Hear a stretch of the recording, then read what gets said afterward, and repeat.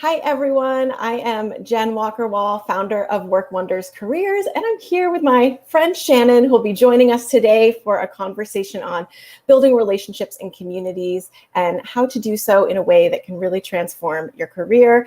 And if you are new to our live streams here on LinkedIn, welcome. If you are a repeat viewer, thank you so much for being here. Feel free to say hello and let us know where you're watching from today.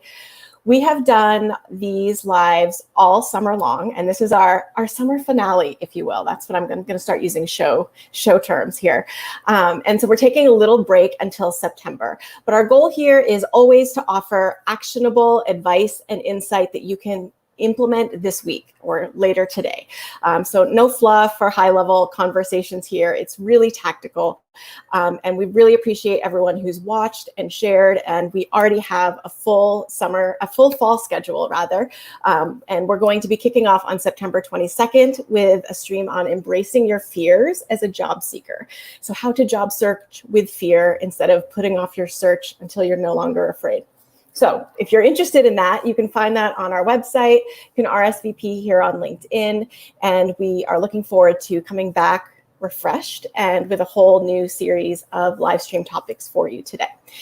So for those of you who are here and watching, I want to dive in just a moment with Shannon. But while we're waiting for folks to just gather and log in and catch up with us here, if you are looking for additional job search resources, or if you're just stumbling upon this and you're like, darn, now they're over for the summer, check out my profile. I have in our featured section some of the most popular topics that we've offered in the last few months. So that's a great place to start. And of course, come on over to workwonderscareers.com and sign up for our mailing list, where you'll be the first to get notified about our upcoming live streams, webinars, and other events. So, all right. So, hi, Nicole. Thanks for being here today.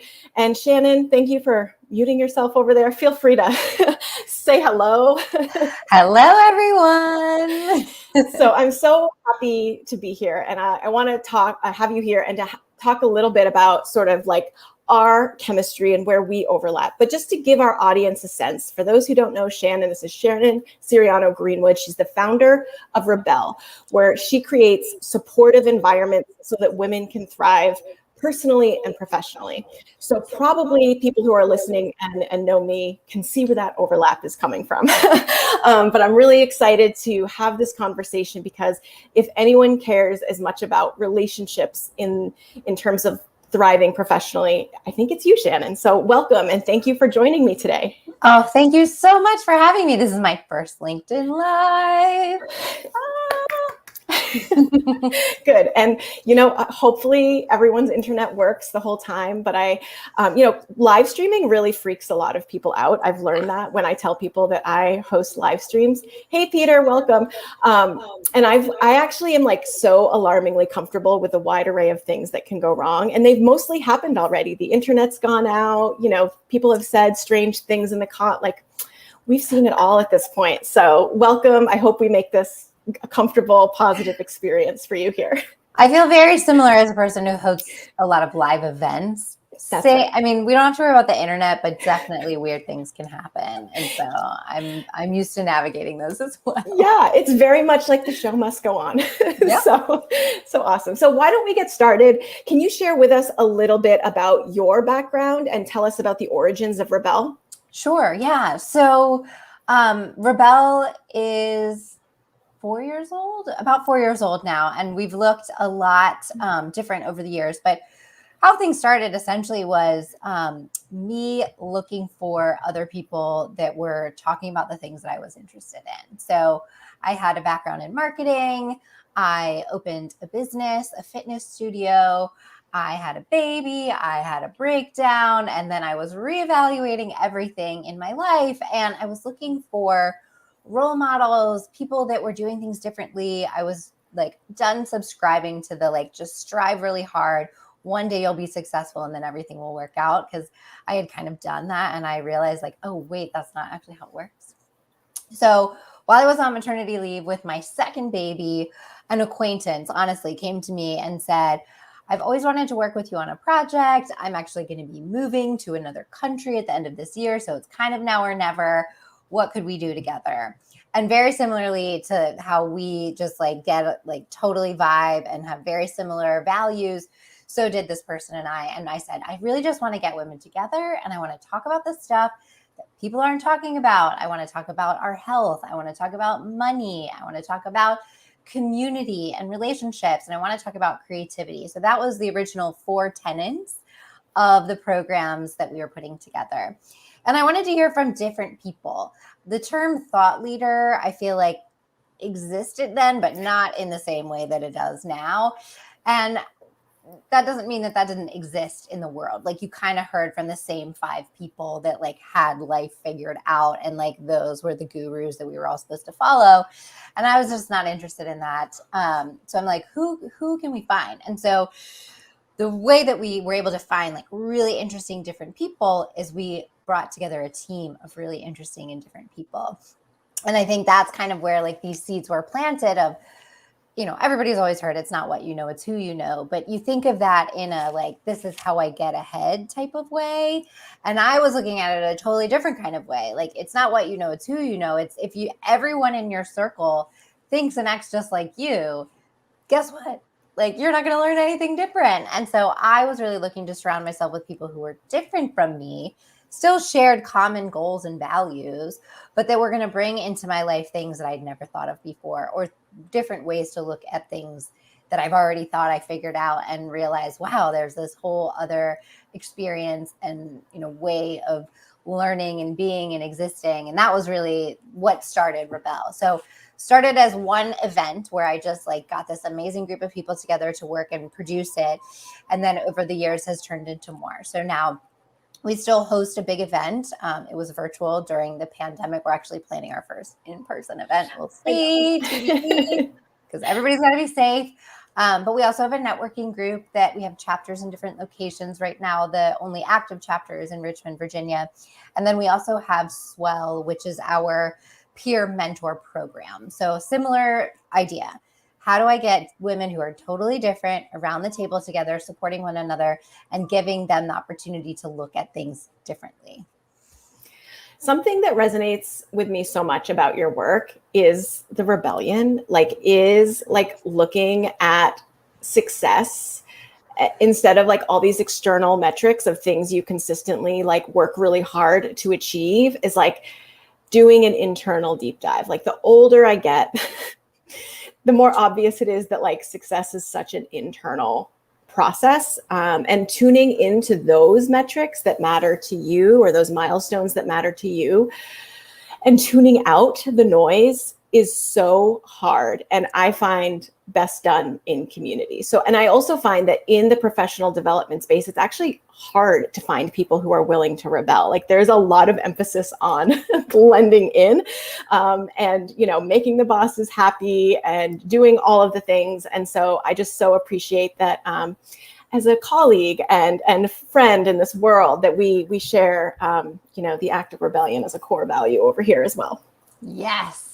I know. Sometimes it freaks people out, but I'm like, no, like this is real. Yeah, it's such a good way for individuals, I think, to reclaim their power. And as inspirational as it is to like see people accomplish new things, I'm so much more moved by hearing how they've done that and where they've struggled, which is, I always tell my clients, like, you know, it's easy to go into LinkedIn and see people get a new job and add that to the title. You have no idea what that process looked like. So I also like share a strong value around creating a space for people to share the process, not just the outcome.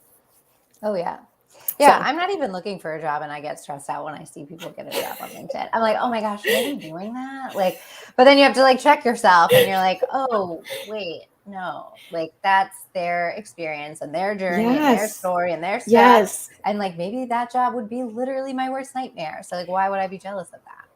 Yes, I hear that completely. I've actually in the last couple of years seen a lot of peers write books, and I was like, should I be writing a book? And I'm like, I actually don't have any desire to write a book.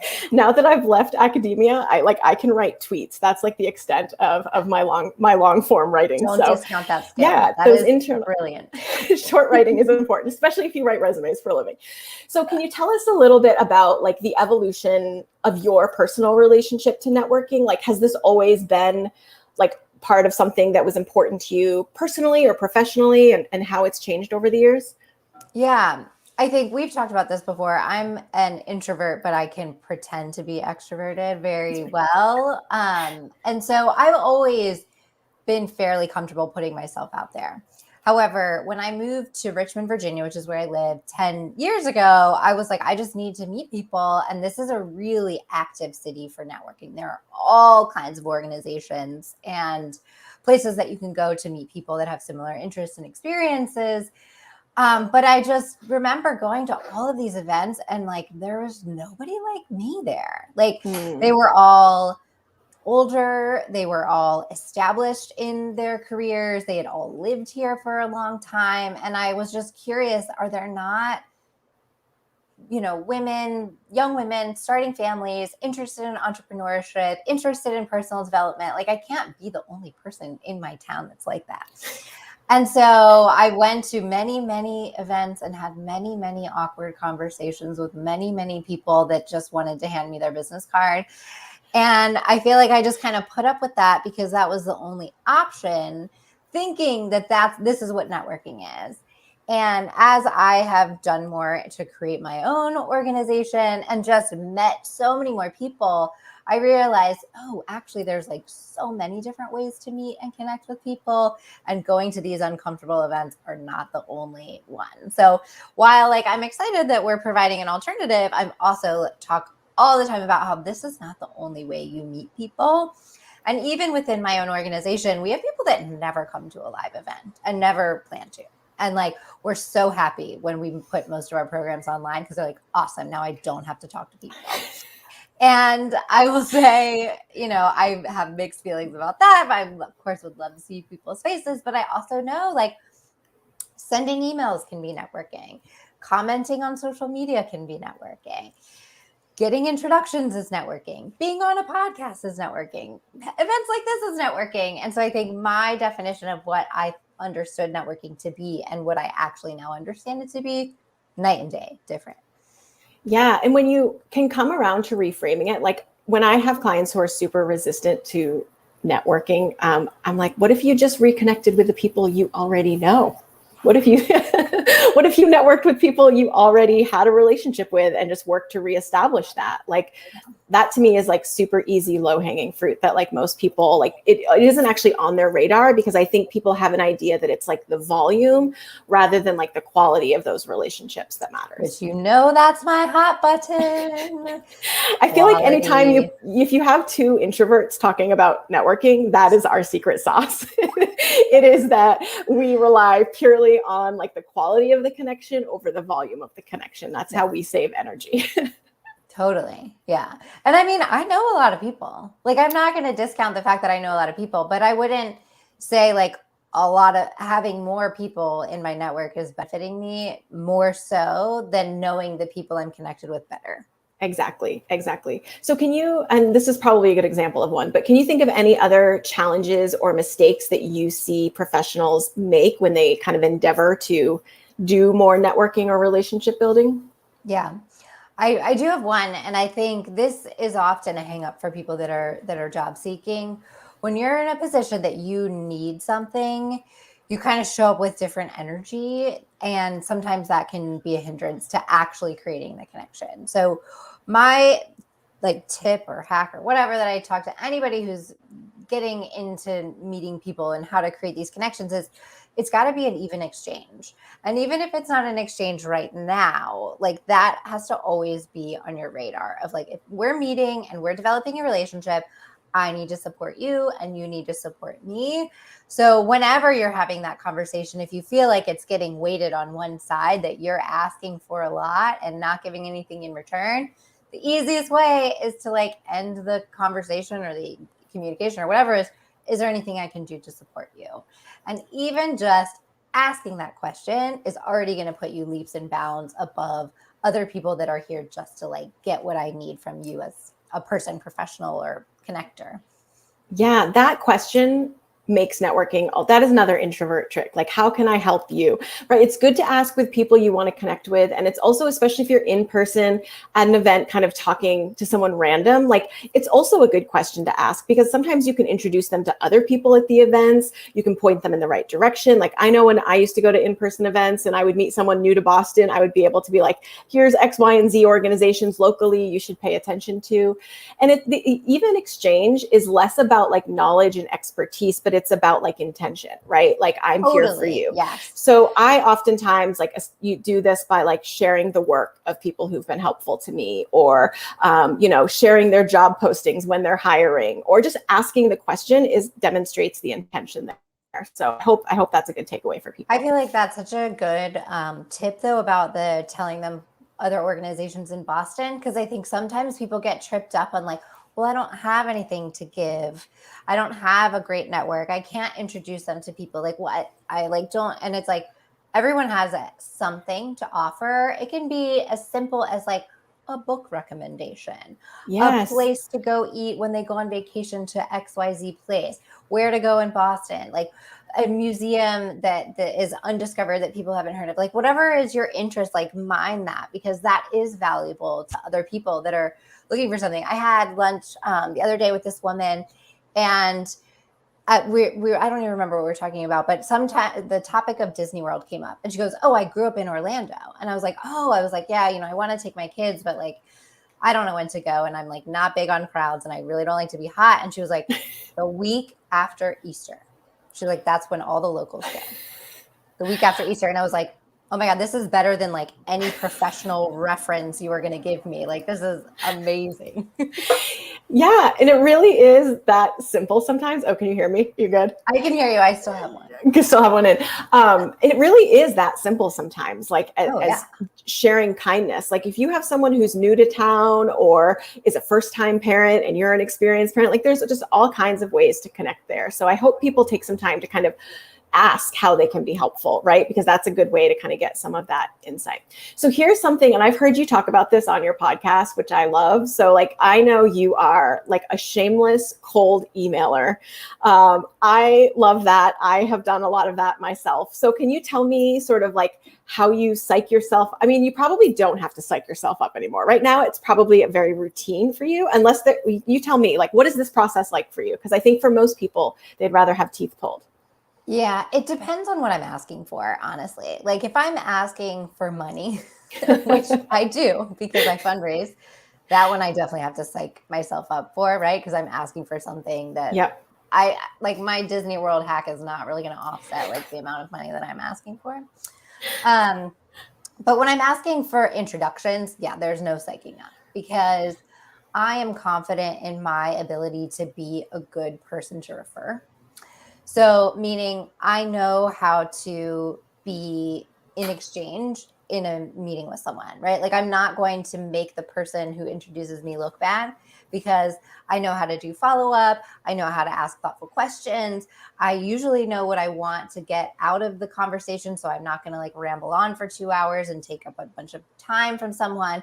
And I know how to ask for ways that I can be supportive in return. So I think knowing that, like my confidence in that of like, I'm not going to embarrass anyone by them introducing me to someone. I'm not going to ask anything awkward. I'm not going to over ask. Like I'm confident in my ability. So that's fine. But when I have to psych myself up for like money questions or inviting people to come to things that I really want them to be at, and so like I know is going to like feel very personal, in that case, like I just know like I can only do so many in a day. And I know you talk about this in your workshop of like this idea of like, we've got to send out like 400 resumes. And it's like, no, like the same thing when you're asking for connections, or when you're making connections, or asking for referrals, or even asking for money, which is something I do all the time, is I can maybe send like 3 of those emails in a day. And like, that's like my max.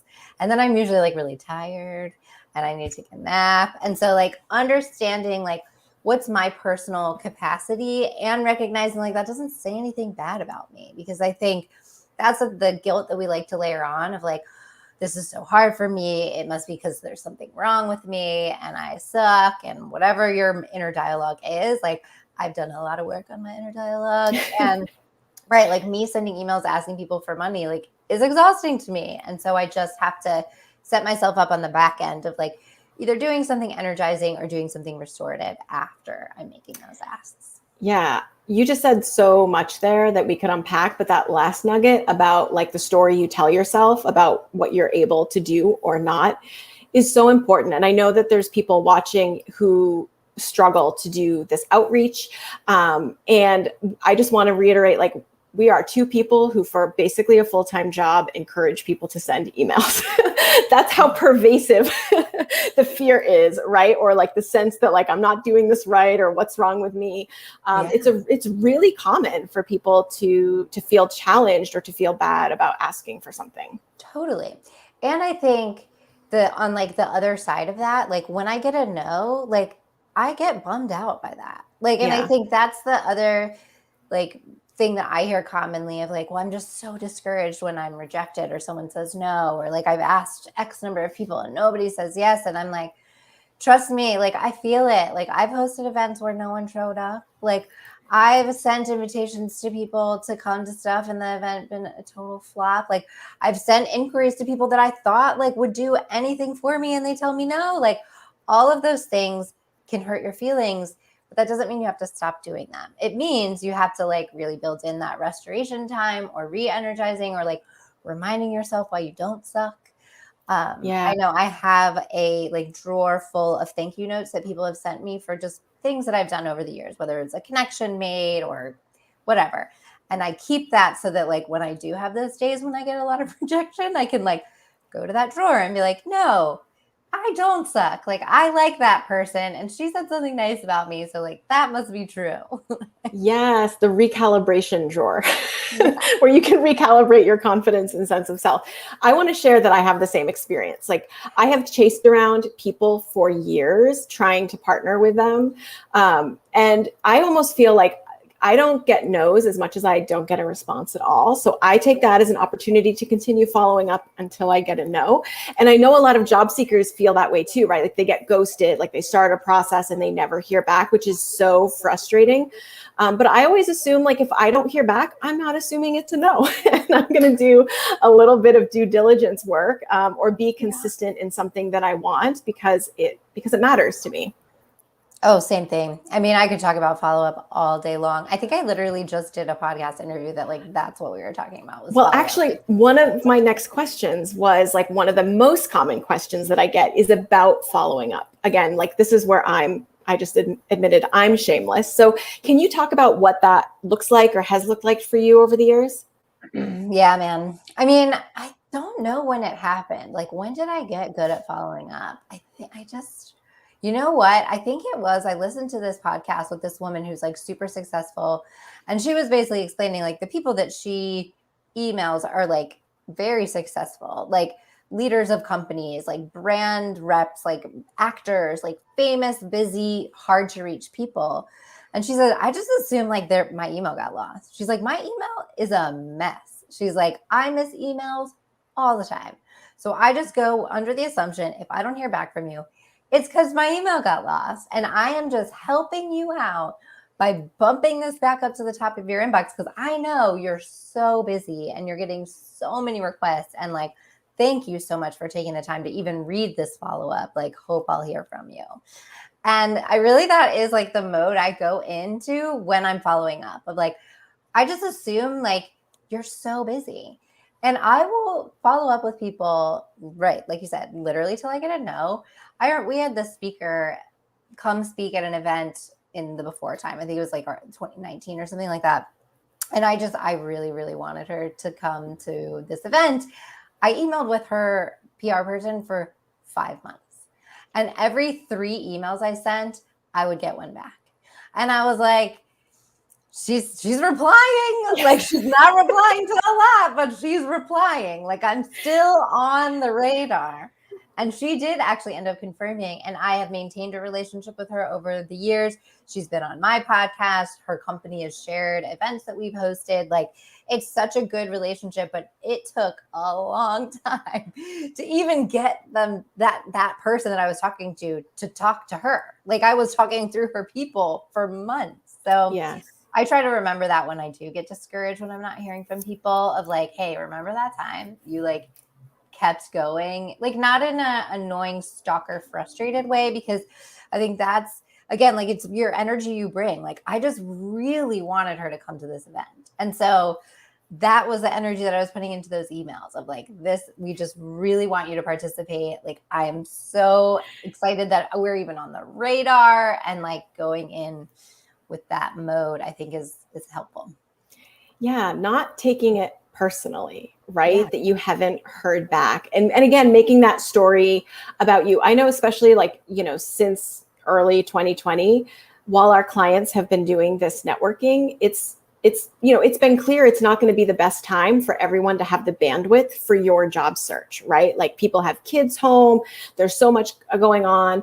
And so one thing we talk about here a lot is actually planting seeds, and like not harvesting and planting on the same day or the same week, because we just don't know, and it's not personal, and people have lives and limitations of their own. It looks like we have a question from Pamela. Actually, here's a quick question. Let me start with this one. This is for Shannon. On which podcast did you do the episode about following up? So it's my friend Angie Trueblood. And I feel like kind of a jerk because I don't know what the name of her podcast is. But hold on, I'm looking it up right now. She's a podcast visibility strategist. So like literally her job is like getting people booked on podcasts. And so we were talking about following up in the context of like, when you're pitching yourself to be a guest on a podcast. So it says, oh my gosh. Okay. And actually she posted on Instagram today. So her handle is Angie, ANGIE _Trueblood.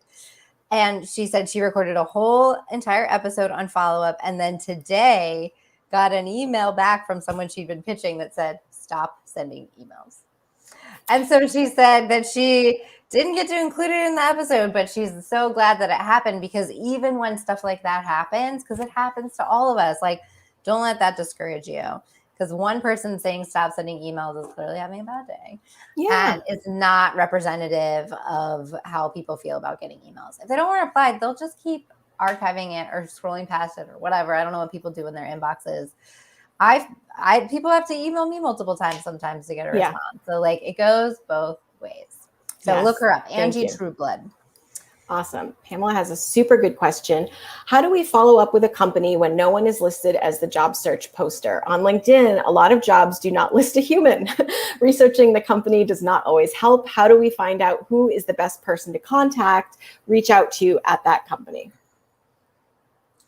That's all you. You want me to take that one? I don't know the answer to that one. So let me tell you my long-term view of this for clients, which is, as someone who used to be on the receiving end of a lot of job applicants wanting to know the status, I used to feel too overwhelmed to respond to everyone. And also our compliance practices did not allow me to engage with applicants outside of the hiring process. So when we're working with clients, the strategy that we try to put in place when possible, is to focus on what the target companies might be, and to establish those relationships before the job is posted as informational interviews and conversations, casual conversations, rather than encouraging people to do a lot of follow-up once a job has been posted. Because once a job is posted, especially if someone's name is attached to it, they can be identified on the website, they can be inundated. So if you are clear about the kinds of organizations you want to be in, I encourage connecting with recruiters, but also hiring managers and also people on that team, so that you're not constantly focusing on decision makers whose inbox may be more unmanageable than some of the other the more junior folks on the team, and establishing those relationships and doing research and having people who might put your resume in front of the right person when the right job is eventually posted. When a job, did you want to jump in there? No, well, I have something to add, but I want to hear what you have to say. Continue. Sure. So when a job is posted and you really want to follow up, I think it can be very hard to get traction, especially at a large company where the recruiter might manage a large volume of jobs. So I would do a couple of things. I wouldn't worry about speaking directly to the hiring manager, to be totally honest. I would focus on who would this person be working with? Like, is there a peer position? Is there someone right above it? Like, I don't need to necessarily have a conversation with a stakeholder in the hiring process. If I can talk to someone and gather information about the work that they're doing, that's the approach I generally like. When people reach out in the midst of an active job posting and ask for an informational interview or to be interviewed for the job, that can put those staff people in an awkward situation that may conflict with their compliance policy. So what I generally encourage people to do is say something like, I saw this position open up and I'm excited to, apply because I bring X, Y, and Z to the table. And I noticed you may be a recruiter for this job and just wanted to give you a heads up. I look forward to following you here on LinkedIn and sharing other opportunities with my network. Because what you've done there is it's like an FYI, here's the requisition, here's my name, here's a brief outline of my relevant experience, and here's what I'm going to look for, do for you going forward. And it doesn't ask for anything that is impossible or difficult for them to deliver. I would also consider doing this with the hiring manager or someone on the hiring team. So that's how I would approach that, is to make the minimal possible ask and keep it really simple. What I always say is we want to make something that's easy to say yes to, as opposed to something that causes people to be like, can I do this? Should I do this? Will this take too long? That sort of thing. Let me toss it to Shannon and see. This is fun, brainstorming. Yeah. That was brilliant. I was like, I need to write that down. What did she just say? Yeah, similar. So my experience obviously is not the same in regards to employment, but I do connect with people inside of companies often. And yeah, I'm always looking, like you said earlier, kind of like low hanging fruit. Like, who do I know that might know someone who works at this company? And even though they might be totally not in the area or department that you're talking to, if I already know someone, awesome, then I'll have a conversation with them and be like, so, I saw this job and I'm applying, who should I be on the lookout to follow if you have that close enough of a relationship to do that, which again are seeds that you planted long ago. But also, if I know someone who knows someone inside a company, I'll start there too. And right, I try not to go in with a huge ask of I really want this job and how are you going to help me? In my case, it's I really want your company to sponsor my event. Who is going to give me money? I try to go with the mindset of who are the decision makers? Who are the people that I should just be connected with, that I should be following on LinkedIn, that I should be, reaching out to if appropriate. And then I kind of work my way up to the decision maker through the organization, if possible, especially if it's a large organization, which many of the organizations that we work with are. So I may often even start with, and this has happened to me before, recent grads that are entry level in a company that maybe I mentored in some sort of program. And now they're at this company that I know I want to be a sponsor of my event. They clearly have no power to pull the string, but they know who the people are that make those decisions and can make introductions that are super thoughtful because I'd helped them in the past in some way. So don't underestimate the power of seeds being planted. Also, not just people up the ladder, but people down the ladder too, or students or younger people. I went to an event and this woman who is a partner in a humongous accounting firm was saying that she always recommends, she speaks to the young professionals organizations, especially young accountants all the time, of make great relationships with the people around you, because in 10 years, in 20 years, they will be the company owners. They will be partners in the firms. They will be the people that are making the decisions. And you knew them back when you could pick up the bar tab, and now who knows what those relationships will become. So I always kind of keep that in my mind when I'm trying to get into an organization of okay, who do I know that might know someone that can introduce me all the way through. And that's why I think of your relationships as there could be a lot of short-term value, and there should be for quality, right? There should be some synergy there, but it's such a long-term investment. And as you were talking about junior folks who 10, 15, 20 years from now are in fact decision makers, I was thinking about all the people who didn't answer my email when I started my business 7 years ago. right? Who now want something miraculously. So it is like, that transactional nature is just so short-sighted and it doesn't feel good for people. And so the alternative is just like both immediate benefits and long-term benefits too. So just another way to think about that. So, and honestly, like, job posting on LinkedIn is one thing too, but if you can get into a conversation with someone that actually works there, you just get such a better picture of what the culture of the organization is like. And you may be like, you know what? I'm really glad no one replied to that post. 100%. Yeah. And that's why I always like the ask of like, I'd love to hear more about this team, because for my clients, I'm not worried about whether they can execute the job. I know most of them can do that fine without issue. My question is like, what is this place like to work for? What is this person like to work for? And so when you make the ask less about the job and more about the, I'd love to hear more about your team and your work, you actually get more valuable information than just a job. So, all right. So if anyone has any other questions for Shannon and wants to get some insight, we will obviously come up with 15 different ways for you to network with someone, because that's just what we love to do. So let us know. I have a couple other questions. Let's see here. Can you tell us a little bit about what you're working on now and like I know you've got your conference coming up, and my fingers are super crossed for you, and quite frankly for all of us that we can keep COVID at bay for everyone.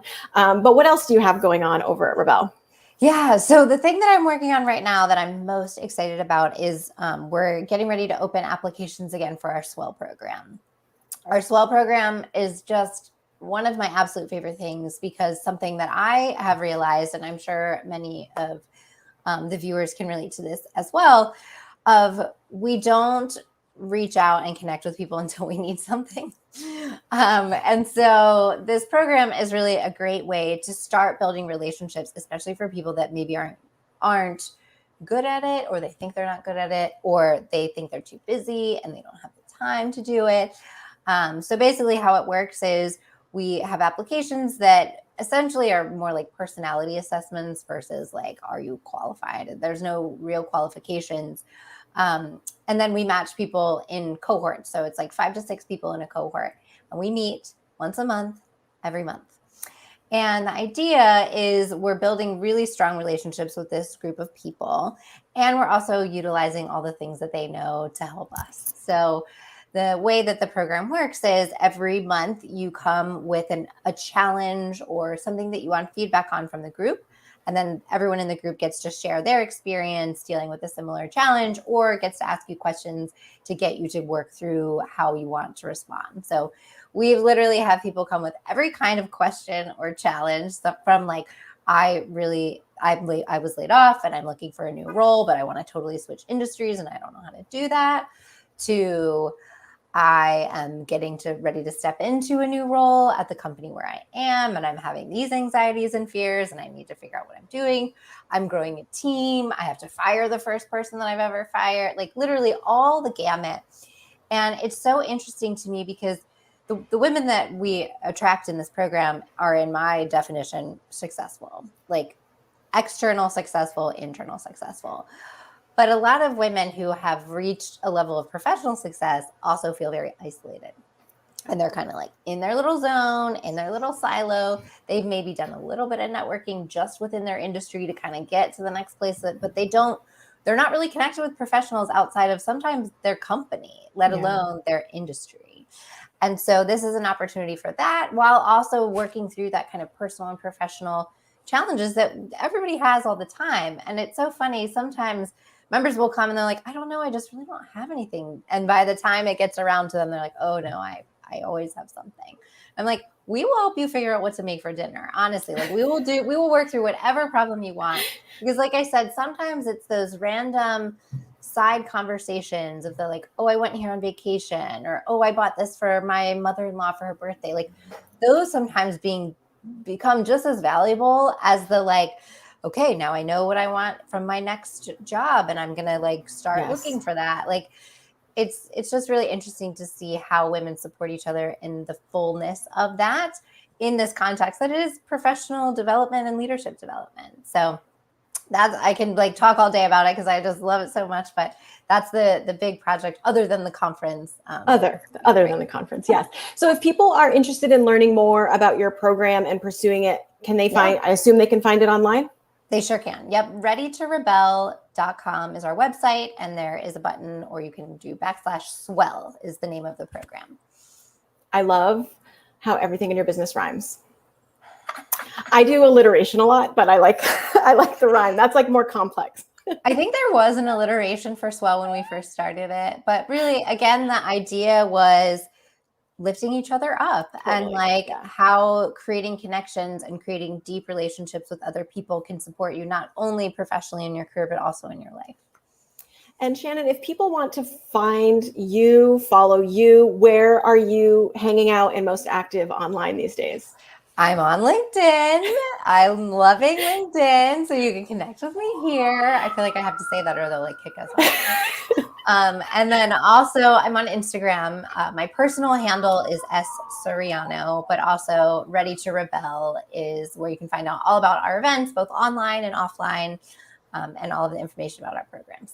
Awesome. And if you go to readytorebel.com, you can join your mailing list too, right? Which is a super great mailing list. You guys host, like you do have still virtual programming available for members and that going on too. So awesome. So feel free to comment, Shannon, after this. If you want to leave links below on this link, feel free to do that. But obviously it's easy to give her a quick follow here since we're all on LinkedIn anyways. So sounds good. Shannon, I just want to say thank you so much for popping in today and rebelling, letting us rebel together and helping our viewers and giving lots of encouragement and insight, because you're right, there's so much isolation and people feel like they're trying to figure all of this out on their own. And it doesn't have to be that way. It doesn't. Yeah. Awesome. Thank you so much. This was so fun. I'm like my first LinkedIn Live experience. Would you do it again? I'm a total pro now. Thank you, Jody. Happy Wednesday. Awesome. We didn't scare you away. You'd come back. You'd do it again, right? Yeah. Totally. Awesome. Awesome. Great. Well, thanks so much. I hope, so this is me signing off for the rest of the summer, really. So for the next few weeks, make sure, you can go and find our replays on my LinkedIn profile. Some of my favorites are linked there. And of course, come over to workwonderscareers.com and make sure you're on our mailing list so you can hear all about our fall programming. But I'm wishing all of you watching live, watching the replay, a happy and safe rest of your summer. Stay safe out there, stay cool, and we'll talk soon. Thanks, Shannon. Bye. Bye.